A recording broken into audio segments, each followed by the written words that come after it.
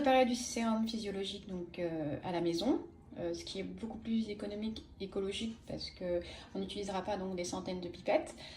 On aura donc besoin de 500 ml d'eau, donc de l'eau simplement du robinet. Si vous n'avez pas de quoi mesurer, vous pouvez très bien utiliser un biberon.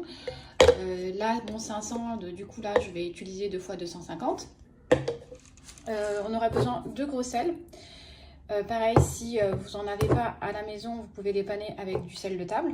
Et à peu près donc 4 grammes. Du coup, je disais donc 4 grammes de gros sel. Moi, vous voyez, ça correspond à une petite cuillère à café. Donc, on va venir verser les 500 ml dans une casserole et on va porter à ébullition. Donc voilà, là c'est bon, vous voyez dès que ça forme des petites bulles, on va pouvoir ajouter la cuillère à café de sel.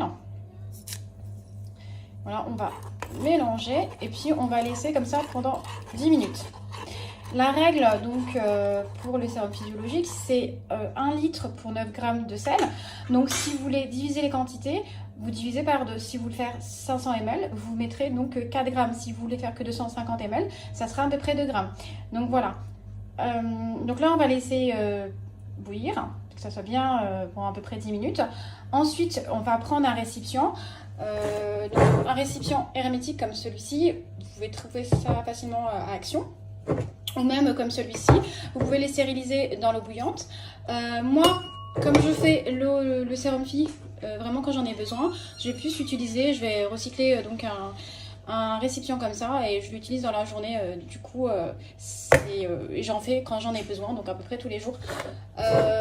Si vous mettez dans un récipient hermétique, ça peut vous durer 2-3 jours. Vous laissez refroidir et puis ensuite, quand c'est bien froid, vous pouvez l'utiliser.